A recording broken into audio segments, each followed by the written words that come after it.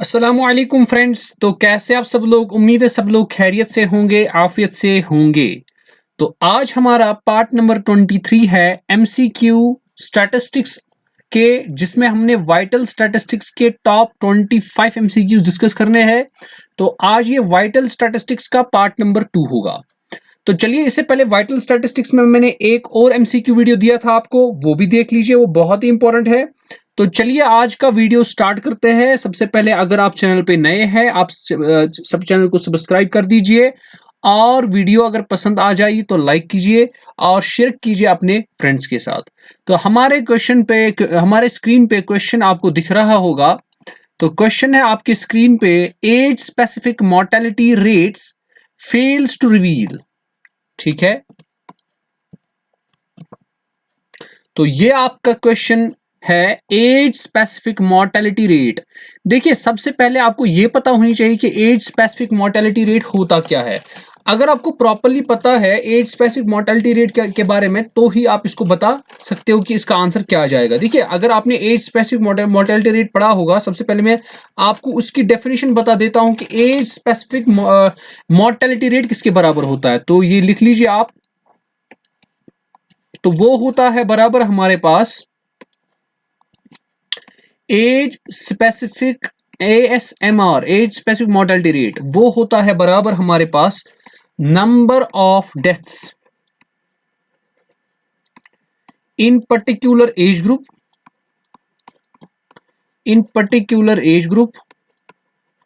Whole divided by total number of persons in that group, whole divided by total number of persons in that group. और आपको पता है multiplied पे क्या हो जाएगा, मल्टीप्लाइड बाय 1000 हो जाएगा। ठीक है, यह तो आपको पता ही है। अब देखिए, बता रहा है इनमें से कौन सा ऐसा चीज है जो एज स्पेसिफिक मोर्टेलिटी रेट जो है वो नहीं बताता है। देखो, सबसे पहली चीज इसको एनालाइज करते हैं। क्या वो मोर्टेलिटी के, इमोर्टेलिटी MOR यहाँ पे है, मोर्टेलिटी की कंडीशंस, यानी अगर मरा तो किस वजह से मरा था, नहीं। Age specific mortality rate just देखेगा कितनी डेथ्स हो गई थी किसी एज ग्रुप में। मिसाल के तौर पर अगर हम एज ग्रुप लेंगे 15 to 20, age specific mortality rate बस ये देखेगा इसमें से कितनी है। लेट्स सपोज अगर इसमें 100 डेथ्स हुई है, डिवाइड बाय टोटल, अगर इसमें पॉपुलेशन है लेट्स सपोज 1 लाख, ठीक है, तो बस ये आपका एज मल्टीप्लाई हो जाएगा 1000, ये आपका एज स्पेसिफिक मोर्टेलिटी रेट है। तो क्या इसने ये बताया कितने लोग किस डिजीज से मर गए थे, कंडीशन क्या थी, नहीं बताया। तो इसका मतलब ये नहीं होगा। ठीक है, ये भी होगा, इसका मतलब फेल, ये मोर्टेलिटी कंडीशन नहीं बताता एज स्पेसिफिक। अब लेकिन दूसरा भी चेक करते हैं, क्या इसने एज डिस्ट्रीब्यूशन ऑफ पर्संस बताया। मिसाल के तौर पर 15 अगर एज है, कितने लोग हैं जिनको 15 एज है, कितने लोग हैं जिनको 16 एज है, क्या इसने बताया एज स्पेसिफिक मोर्टेलिटी रेट ने, नहीं बताया। क्या इसने सेक्स रेशियो के बारे में बताया कि कितने इस जो मर गए उसमें से कितने फीमेल्स है कितने मेल्स है, मत बताया। तो इसका मतलब तीनों के तीनों ऑप्शन सही है। इसका मतलब क्या आ जाएगा, ऑप्शन नंबर डी जो आ जाएगा हमारे पास, all of these. I hope आपको समझ आया होगा। आगे चलते हैं, the standardised death rates are particularly useful for. मैंने आपको बोला जो स्टैंडर्डाइज्ड डेथ रेट्स होती है उनको हम किसके तौर पे यूज करते हैं, कंपैरिजन के तौर पे।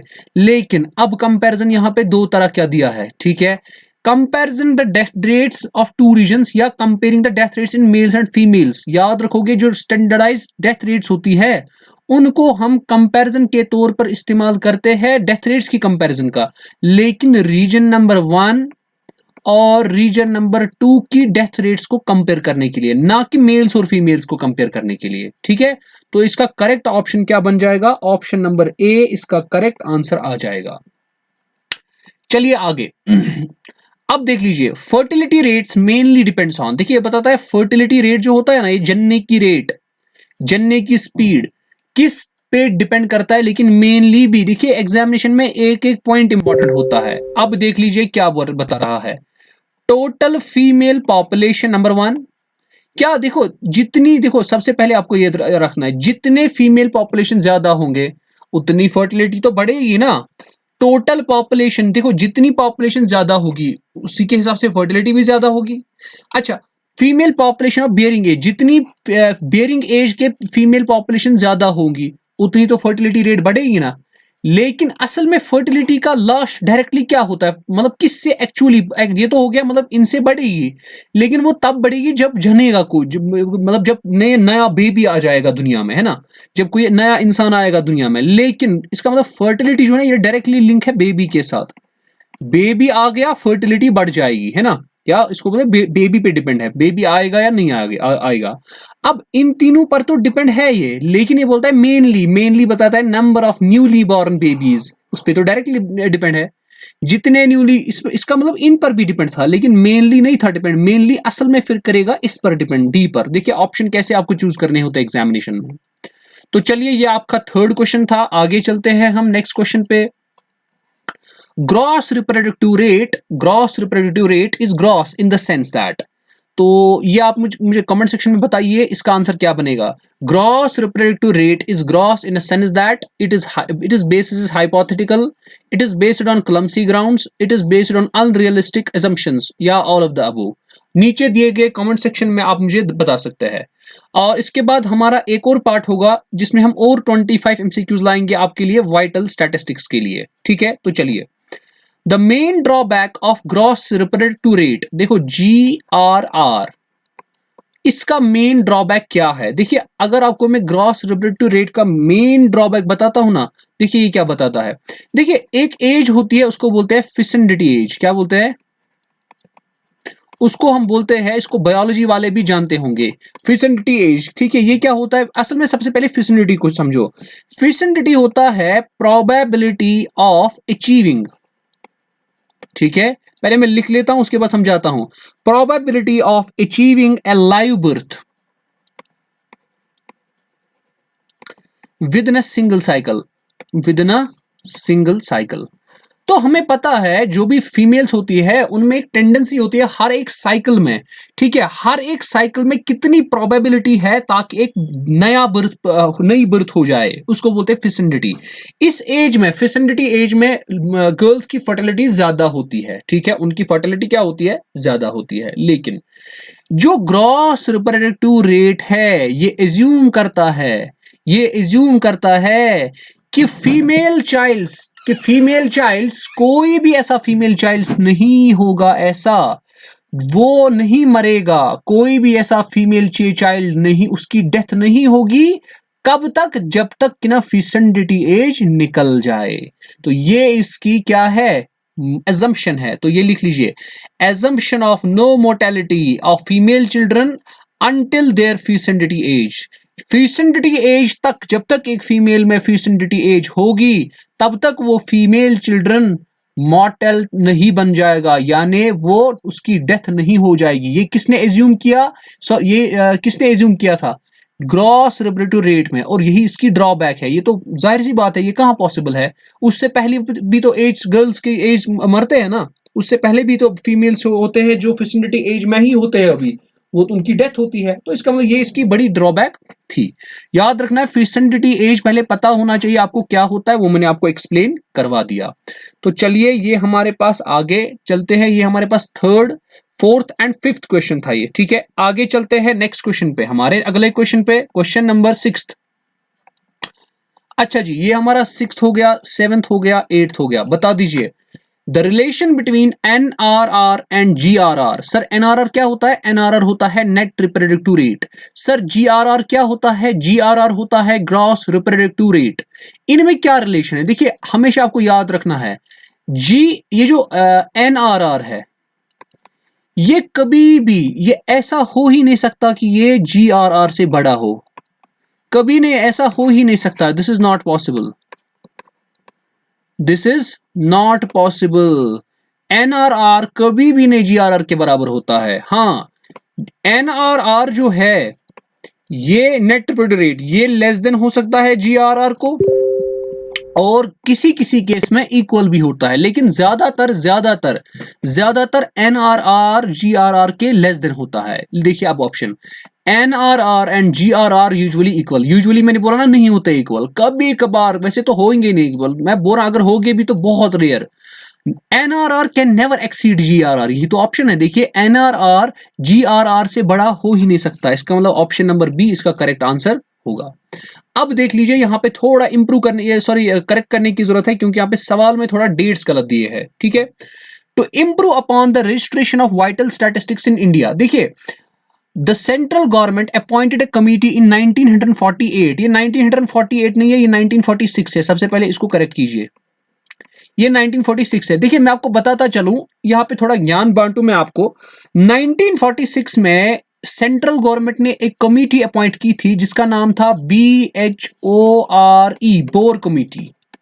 क्या था नाम उसका? Bore committee. थोड़ा मैं इसका आंसर यही है, बोर है, लेकिन इसके बारे में थोड़ा बता देता हूं कि बोर किस लिए लाया गया था, इस कमेटी का मकसद क्या था। सबसे पहले ये जो बोर कमेटी था इसको अपॉइंट किया गया और इसका अंडर द सुपरविजन ऑफ, इसको सुपरवाइज कर रहा था under the supervision of sir Joseph bore, और उसी के नाम से इसका बोर कमेटी नाम पड़ गया। अब इसका काम क्या था? क्योंकि इंडिया में जो हेल्थ स्टैटिस्टिक्स था या बाकी जितने भी हेल्थ फैक्टर्स थे, वाइटल स्टैटिस्टिक्स थे हेल्थ के बारे में, वो बहुत ही डिग्रेड हो रहे थे। उनको देखने के लिए उन्होंने एक बोर कमेटी का इंतखाब किया जो इन पैरामीटर्स को कलेक्ट करे और उन इंफॉर्मेशन को फिर एनालाइज करे और देखें कि हम जो हेल्थ है, हेल्थ के पैरामीटर्स को कैसे इंप्रूव किया जाए, डेथ रेट्स को इंप्रूव कैसे किया जाए, बर्थ रेट्स को इंप्रूव कैसे किया जाए। तो इन सारी चीजों को इंप्रूव करने के लिए एक कमेटी एक रखी गई, बनाई गई। उसका हेड कौन था? Sir Joseph bore. लेकिन किस साल में? 1946 में। यहाँ पे 1948 गलत है मेरे हिसाब से, आप गूगल पे सर्च कर सकते हैं बोर कमेटी कब अपॉइंट की गई थी, ठीक है। 1946 मेरे हिसाब से राइट आंसर है, आप भी चेक कर लेना। चलिए, registration of vital statistics is organized at the apex। अच्छा जी, कौन करता है रजिस्ट्रेशन ऑफ वाइटल स्टैटिस्टिक्स? कौन करता है organize? Director general, registrar general, census commissioner, या और देखिए सबसे पहले सेंसस कमिश्नर को तो इसके साथ कुछ नहीं है, सबसे पहला चीज, ठीक है। सेंसस कमिश्नर तो कुछ नहीं करेगा। अब मुझे लगता है ये जनरल के पास होता है, यहाँ पे जनरल का काम होता है। लेकिन अगर इसका प्रॉपर आंसर देखेंगे वो आ जाएगा option number B. Option number B, registrar general, ठीक है। रजिस्ट्रार जनरल ही काम कर लेता है, ऑर्गेनाइज कर लेता है रजिस्ट्रेशन ऑफ वाइटल स्टैटिस्टिक्स का, ठीक है। आई होप आपको समझ आया होगा। तो चलिए अपने क्वेश्चन नंबर 9 पे, तो ये अपना 9 है, ये अपना 10 है, ये आपका 11th है। At state level the registration of vital statistics is carried by. State level पे मैंने अभी आपको बोला वो कौन करता है? Registrar general. तो ये रजिस्ट्रार उस वक्त भी करता है रजिस्ट्रारी, इसको बोलते हैं चीफ रजिस्ट्रार। स्टेट लेवल पे भी रजिस्ट्रार ही करता है, उसको बोलते हैं चीफ रजिस्ट्रार। अब देख लीजिए, इन पार्ट इंडिपेंडेंट इंडिया यानी इंडिपेंडेंट आजाद हिंदुस्तान, the registration of births and death act was passed in. किस साल में उसको पास किया गया? पढ़ाया है मैंने, जो मेरे लेक्चर्स को फॉलो कर रहे हैं उनको पता होगी। इसका साल आ जाएगा 1969, यानी ऑप्शन नंबर सी। लेकिन अब अगर ये पूछा जाता कि registration of birth and death act हो, यानी मिसाल बर्थ सर्टिफिकेट बनाना, डेथ सर्टिफिकेट बनाना, ठीक है, इसको रजिस्ट्रेशन, इसकी रजिस्ट्रेशन कराना, इसको भारत ने कंपलसरी किस साल में बना दिया? वो आंसर आएगा 1970 में। लेकिन एक्ट कब पास हुआ? 1969 में, ठीक है। आई होप आपको समझ आया होगा। चलिए आगे, vital statistics is obtained through, बता रहा है इनमें से कौन सा ऐसा मेथड है जिसके जरिए हम वाइटल स्टैटिस्टिक्स का डेटा कलेक्ट करते हैं? Census operation, registration system, survey method, या ऑल ऑफ द अबव। मैंने आपको मेथड्स पढ़ाए हैं, methods of collecting vital statistics. उसमें मैंने सेंसस भी बोला था, रजिस्ट्रेशन भी बोला था, सर्वे भी बोला था। इसका मतलब ऑप्शन नंबर डी आ जाएगा, ऑल ऑफ द अबव आ जाएगा। चलिए आगे चलते हैं हम अपने क्वेश्चन नंबर 12 पे। तो ये 12 है और ये 13 है। देख लीजिए, the advantage of sampling registration system. Sampling registration system का एडवांटेज क्या है? देखिए, it has a full coverage. हाँ, ये तो फुल कवरेज यानी सारे एरिया को कवर कर लेता है, ठीक है, रजिस्ट्रेशन कराता है। इट इज मोर एक्यूरेट, ये भी सही है। तो जब दो सही हो गए ना, इसका मतलब ऑल ऑफ द अबव ही आएगा, ठीक है। इसका मतलब ऑप्शन नंबर डी होगा इसका करेक्ट आंसर। अब देख लीजिए, sampling registration system fails to record. देखिए मैं आपको बताता चलूं, यहां पे थोड़ा ज्ञान बांटू मैं। सैंपलिंग रजिस्ट्रेशन सिस्टम का काम बस इतना था, मतलब वो इतना करते थे, उनको वो खाली बर्थ रेट्स और डेथ रेट्स को सक्सेसफुली रजिस्टर कर सके। लेकिन ये जो एज एंड सेक्स कंपोजिशन है, किसकी क्या एज है, किसका क्या जेंडर है, उनके बारे में उन्होंने कोई रिकॉर्ड नहीं रख लिया, वो वहां पे फेल हो गए, यानी वो नहीं रिकॉर्ड कर पाए। तो इसका मतलब sampling registration system fails to record which age and sex composition. I hope आपको समझ आया होगा। आगे चलते हैं हमारे क्वेश्चन नंबर 14 पे। तो ये 14 होगा और ये 15 होगा और ये 16 होगा। तो चलिए, the most important assumption on which the analytical methods are based in is that.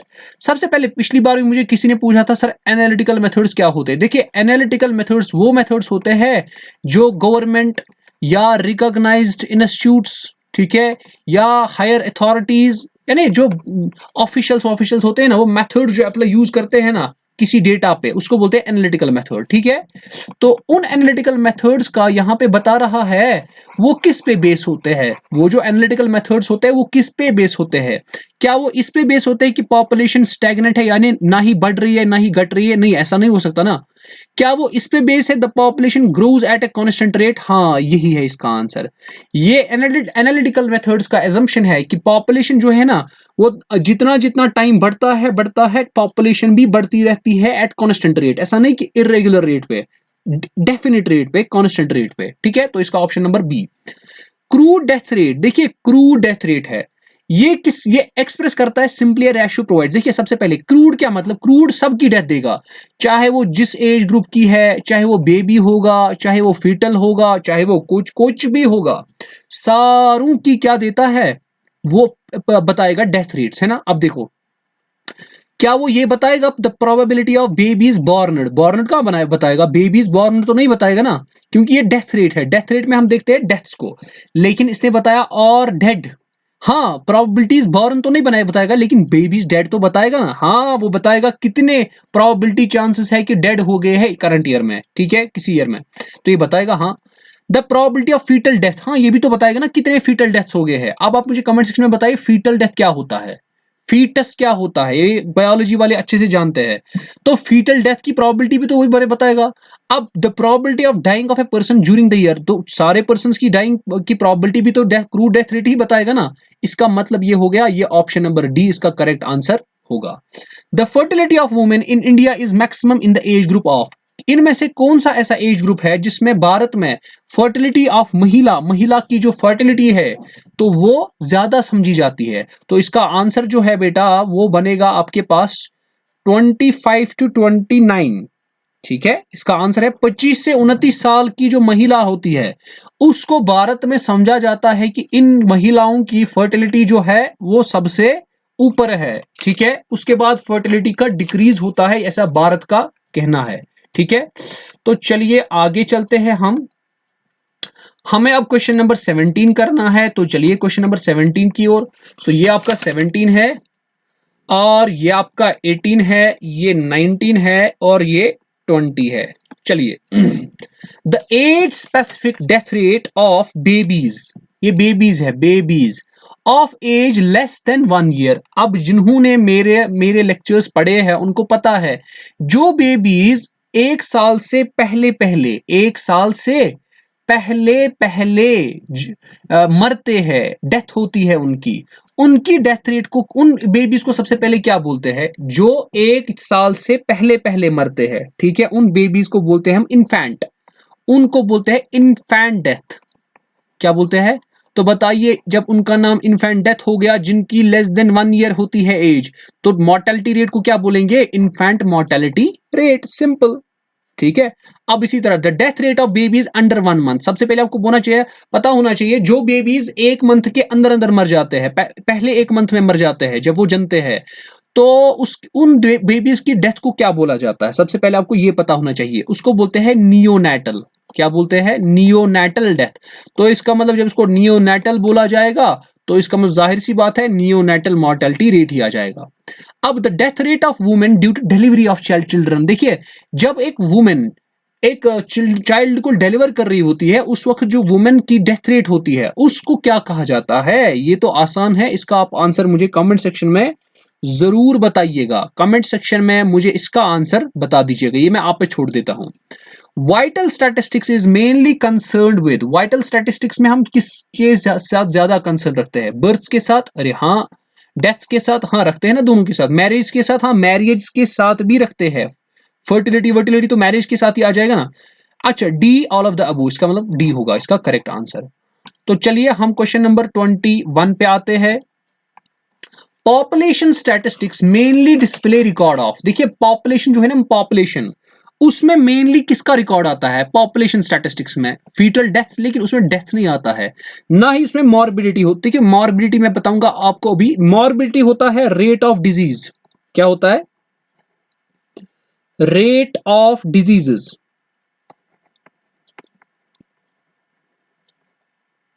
ठीक है, तो ये आपका क्या बन जाता है? ये आपका मॉर्बिडिटी बन जाता है। तो इसका मतलब याद रखना है, याद रखना है, जो पॉपुलेशन स्टैटिस्टिक्स होता है, जो पॉपुलेशन स्टैटिस्टिक्स होता है, ये किसका डिस्प्ले करता है? ठीक है, तो ये आपको करता है पॉपुलेशन ऑफ रीजन्स का डिस्प्ले, बस मेनली इसी का ज्यादा डिस्प्ले हो जाता है। ठीक है, complete count of the heads of the people of a country is known as, अगर आप सारे कंट्री के लोगों के हेड्स को काउंट करोगे, जितने भी वहां लोग हैं, उसको क्या कहते हैं? सेंसस कहते हैं, वाइटल स्टैटिस्टिक्स कहते हैं, डेमोग्राफी कहते हैं, या नन ऑफ दीज अब आता आएगा?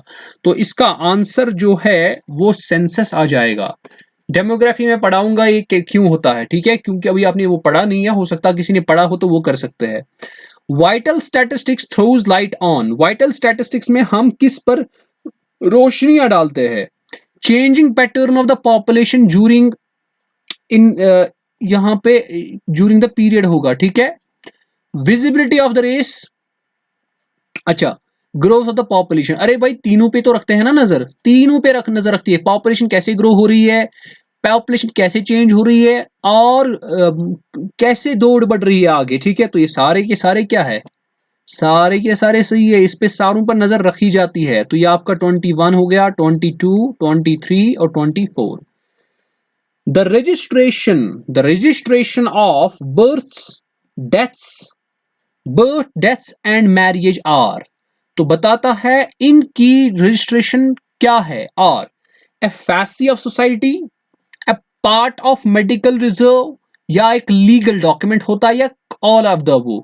नहीं, ये सोसाइटी का ये नहीं है, ना ये मेडिकल रिजर्व होता है, ये लीगल एक डॉक्यूमेंट होता है। बर्थ सर्टिफिकेट बनाना, डेथ सर्टिफिकेट बनाना, या मैरिज सर्टिफिकेट बनाना, ये एक लीगल डॉक्यूमेंट होता है।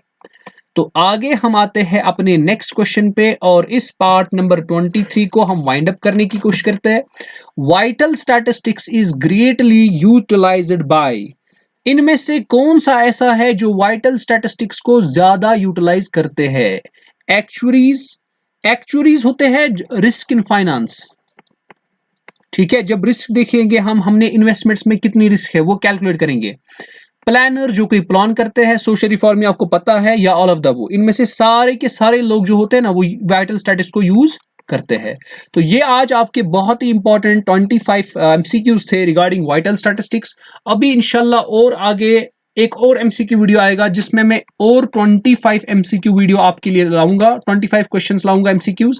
तो आप बने रहे हमारे साथ और वीडियोस को शेयर कीजिए, और अगर वीडियो पसंद आए तो लाइक करना ना भूले, और इस चैनल को भी सब्सक्राइब कीजिए ताकि हमें भी सपोर्ट मिलता रहे। तो चलिए हम मिलते हैं अगले पार्ट में, जो पार्ट नंबर 24 होगा, वाइटल स्टैटिस्टिक्स का पार्ट नंबर 3 होगा, जिसमें और 25 एमसीक्यूज आपके लिए लाऊंगा। तो चलिए तब तक के लिए अल्लाह हाफिज।